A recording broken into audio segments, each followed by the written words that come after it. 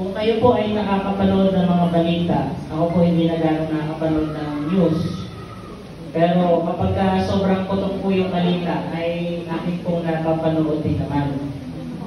Kung kayo ay pamilyar sa magaganap na total solar eclipse ngayong April 8, ay napakaraming nag-i-interpret na mga pastor. Huwag po kayong paliligaw.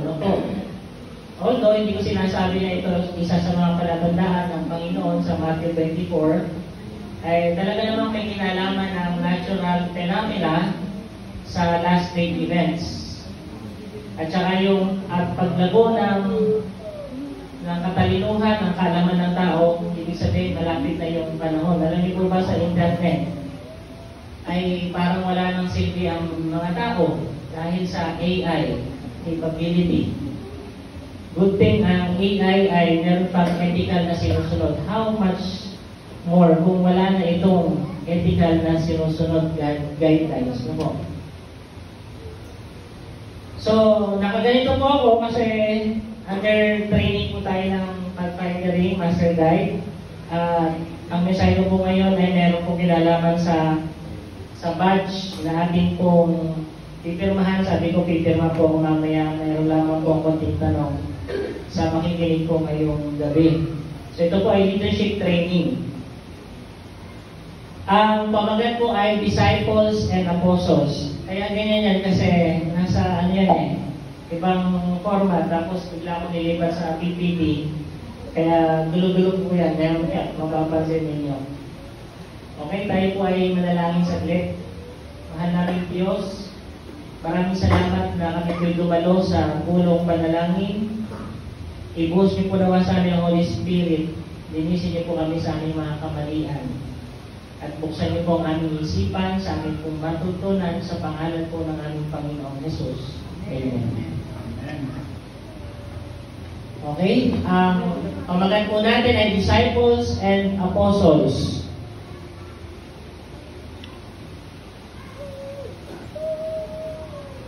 Yun. Parehas Down? Okay, yan. Ang principles of discipleship. Una, puntahan po natin yung discipleship. Ang sabi po ng Biblia sa Efeso 5:1-2, tayo po ay maging tagagaya ng Diyos. Wala po tayong ibang gagayahin sa lupang ito, kundi ang Panginoon. Maliwanag po ba sa atin yon? Okay. Mamaya, aking papaksain kung bakit tayo merong ibang ginagaya sa lupang ito. Okay? Ang ating imitate, walang iba kundi ang Panginoon. Ngunit, si Satanas ay merong mga pattern na gusto tayong bulagin o silawin para gayahin natin ang mga bagay ng sanlibutan. Kapag tayo ay merong ginagaya, ito'y ating hinahangaan, tama mo ba? At kapag ating hinahangaan, nauubos yung oras natin tsaka lakas. Iniisip natin ano yung susunod niyang kakantahin. Ano yung iniinom niya? Ano yung kinakain niya? Ano yung sinusuot niya? Ano yung uso? At ano yung maganda na dapat ay makita din sa akin kasi yun ang ginagawa ng mga taong silat. At ito po ay nagiging silo sa ating iglesia.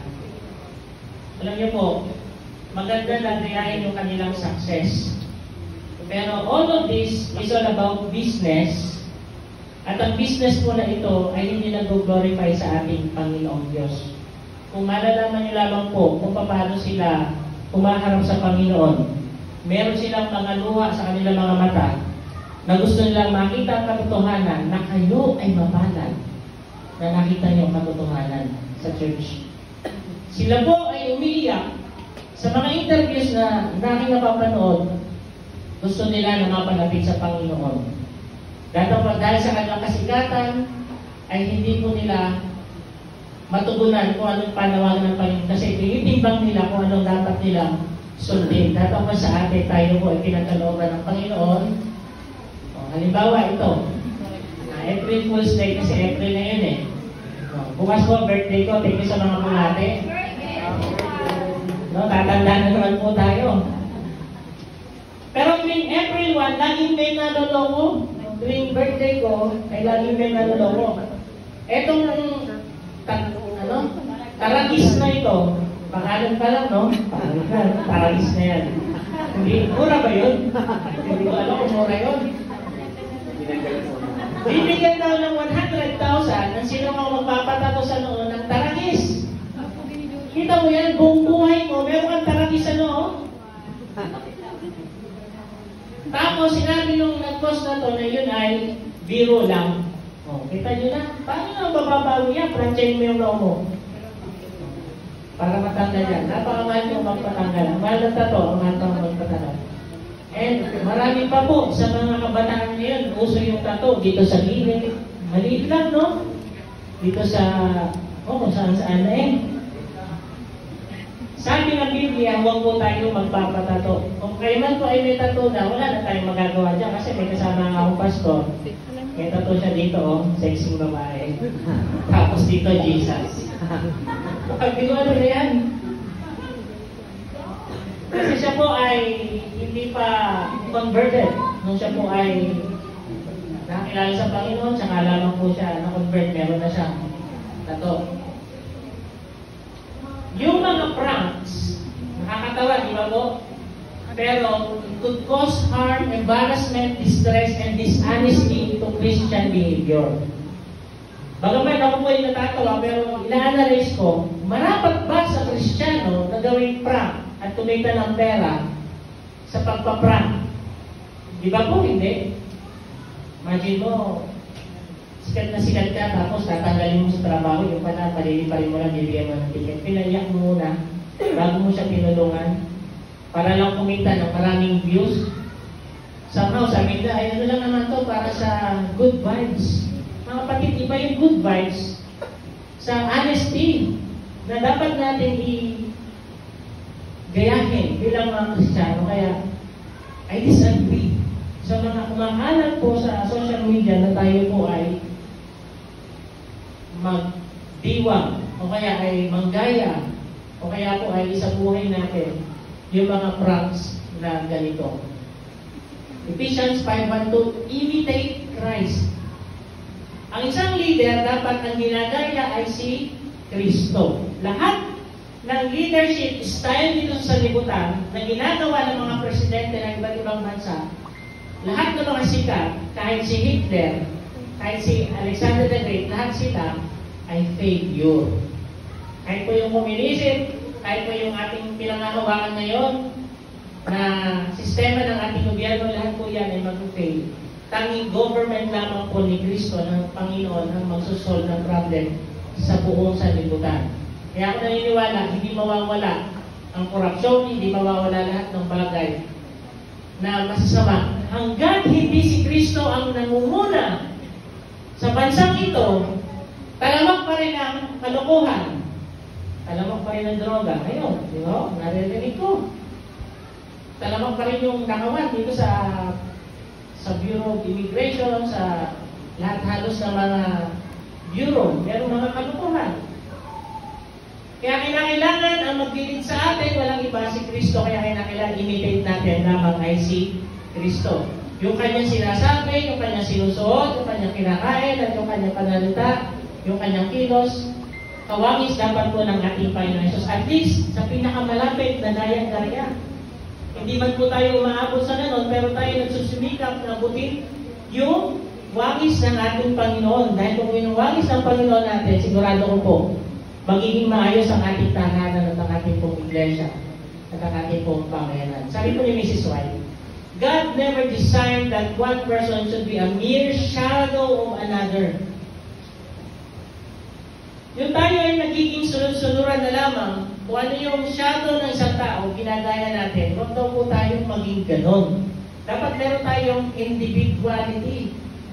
Hindi dapat mawawala yung sa ating pagiging unique, pagiging ikaw, na sumusunod sa ating Panginoong Jesus. Sabi po yan sa councils to parents, teachers, and students. Kasi maraming nagmamayabang ngayon. Halos kagaya na. No? Minsan nalalampasan pa.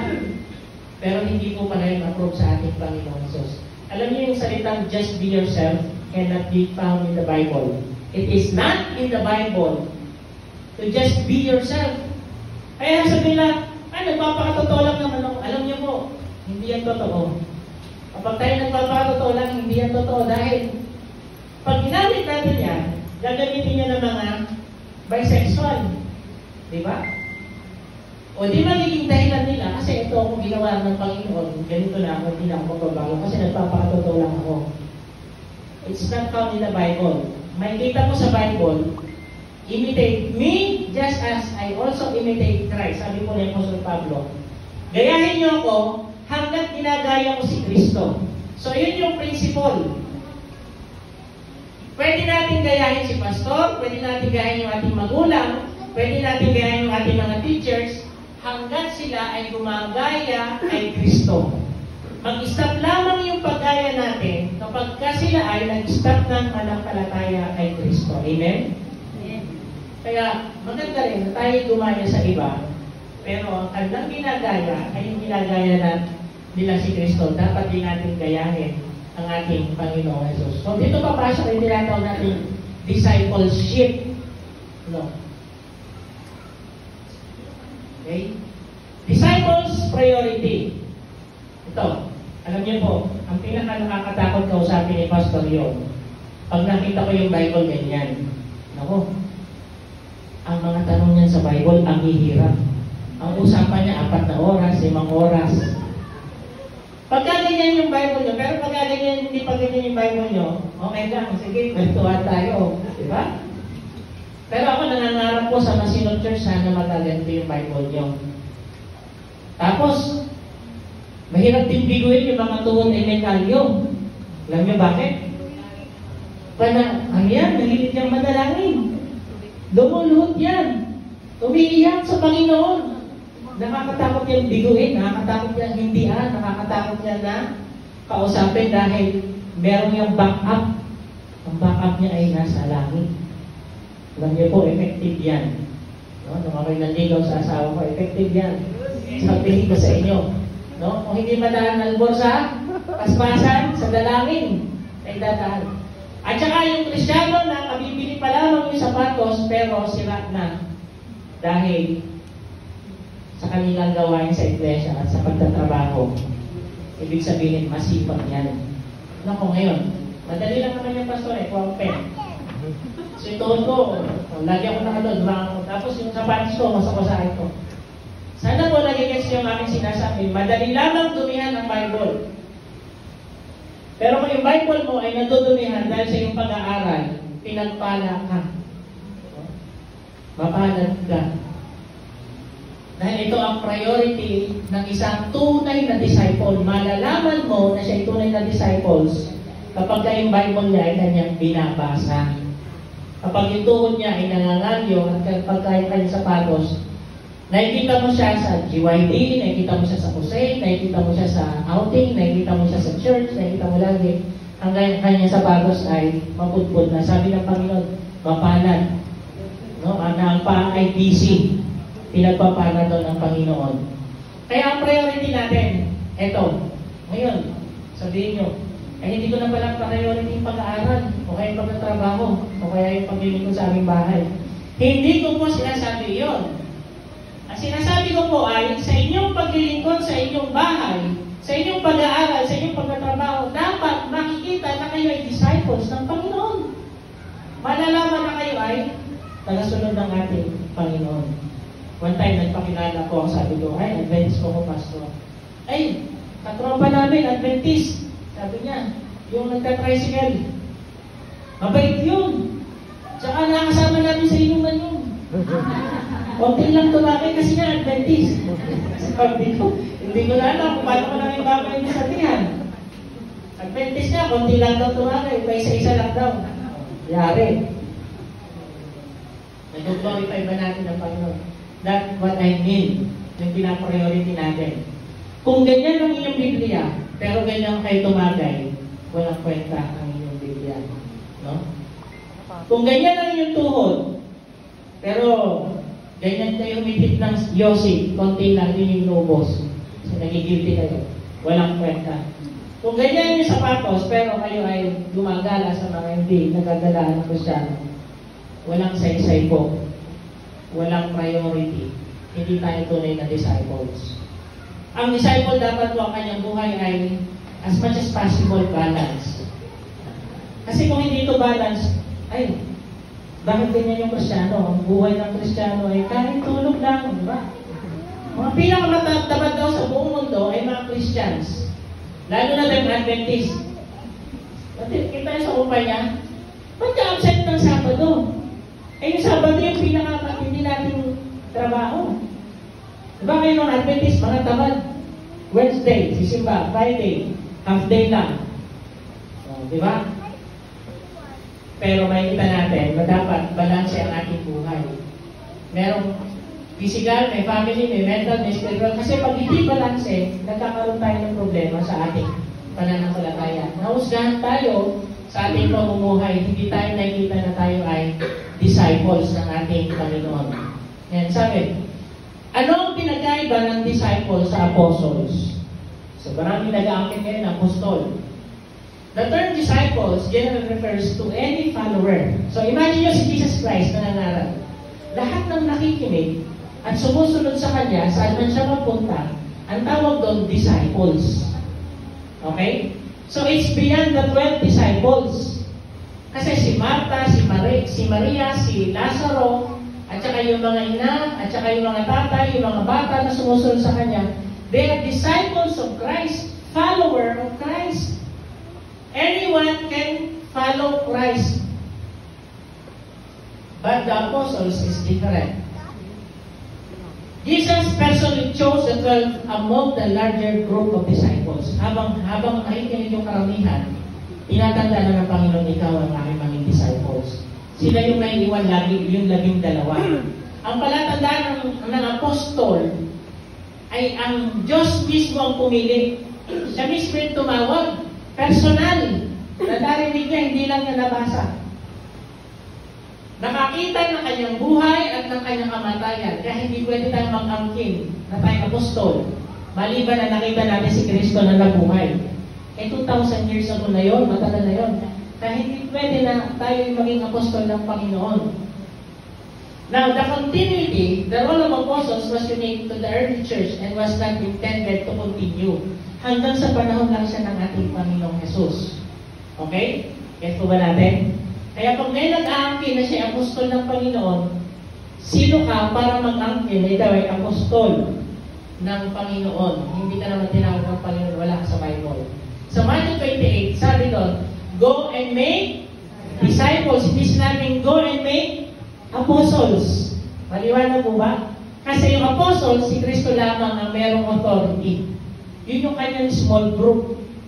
Umili siya ng small group niya para i-train niya. Yung disciples, yan yung karamihan. Yan yung church members. Ngayon, meron tayong tinatawag na sa area na yan, International Institute of Christian Discipleship o IICD. Alam po ba natin ito? Second year na po ito. Last year, meron din po. Meron din tinatawag na Kids in Discipleship. Tapos, meron din tinatawag na Discipleship Camp. Pansinin ninyo, lahat halos ng programa natin ay nakasentro sa discipleship. And then, family discipleship. Bakit? Kinakailangan tayo ay maging disciple ng Panginoon.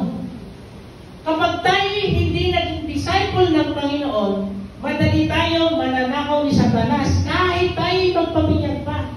Kahit hindi tayo kumakain ng kamuhan-duman, kahit tayo nanalangin, kahit tayo nagikapo. Kung hindi tayo disciple ng Panginoon, madali tayo ma-disappoint, ma-discourage, magdamdam.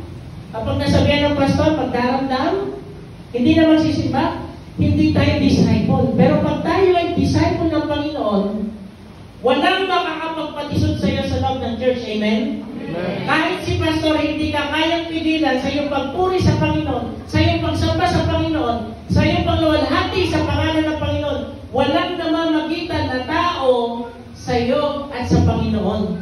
Kahit asawa mo, kahit anak mo, hindi ka kayang pigilan because you are a disciple of God. Kaya mas maganda na lahat ng mga members ng church ay maging disipulo ni Kristo. Hindi disipulo ni Pastor Yong. O hindi disipulo ng kahit sino man. Kundi disipulo lamang ng ating Panginoong Jesus. Tanungin natin ngayon gabi ang ating sarili. Are we disciples of God? Yes. Disciple. Amen? Praise the Lord. Kung tayo disipulo ng Panginoong Jesus, i-analyze natin yung problema natin. This problem is beyond my sight. No? Bakit kaya naging masama si Albor? Bakit kaya kanya sa makapasalta sa akin ng gano'n? Siguro may problema si Albor. It's beyond your thinking. Iniisip mo na merong gustong gawin ng Panginoon, may sinasabi ang Panginoon, kaya nangyayari isang problema. Ibig sabihin, you're a disciple of God. Yung problem, ina-analyze mo na merong message si Lord, meron siyang gusto iparating sa'yo na dapat mong marinig. Kasi hindi mo naman narinig talaga ng Panginoon eh. Pero makikita mo ang Panginoon kumikilos sa circumstances. Kumikilos siya sa mga pangyayari, sa mga event, at nangungusap siya sa mga puso natin at tinatanong tayo, ikaw ba talaga ay tagasunod ko? Diba?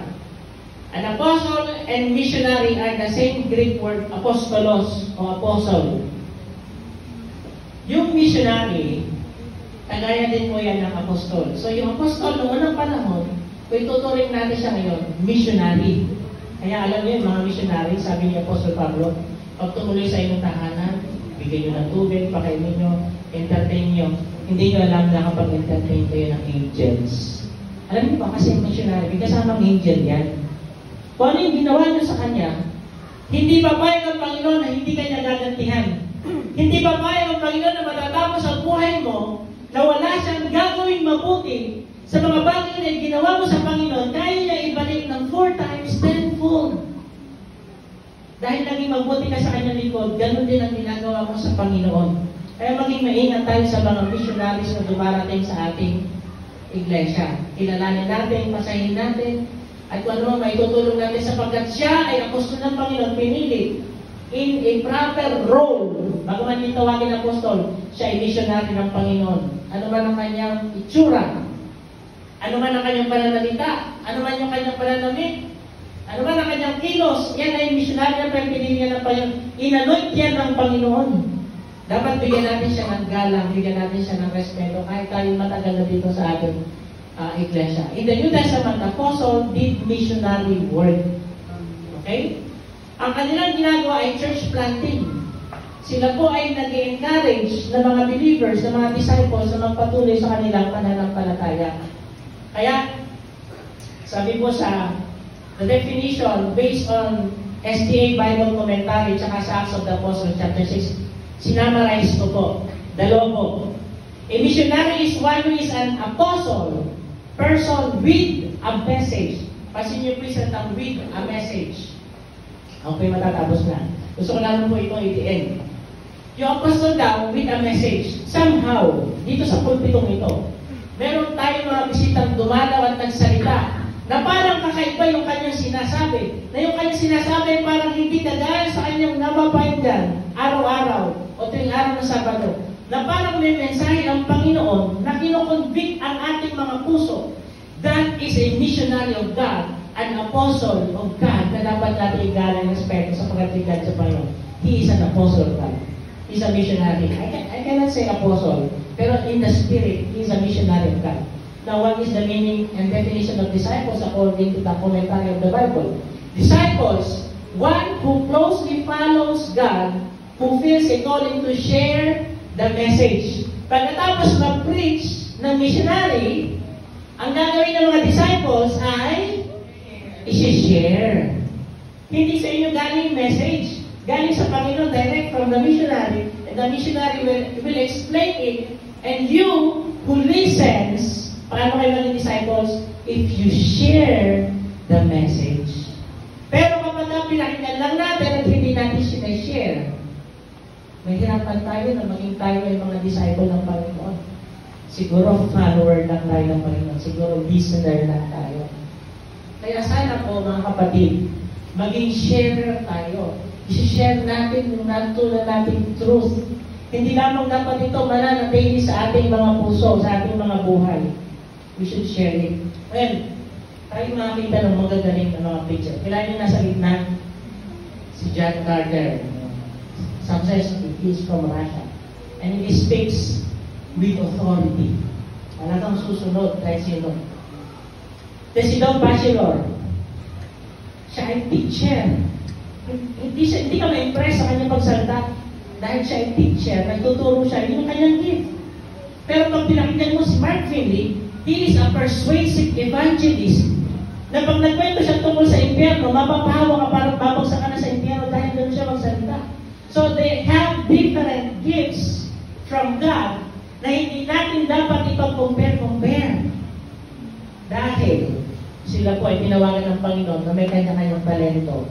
So sa bawat tao na haharap dito sa inyo, sa bawat tao na muna sa inyo, hindi po dapat natin sila pinag-compare sapagkat iba yung apostol, iba yung disciple, iba yung missionary, iba yung pastor, iba yung elder, iba yung diakono, iba yung member.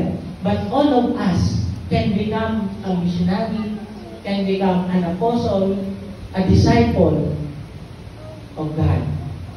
May God bless us all.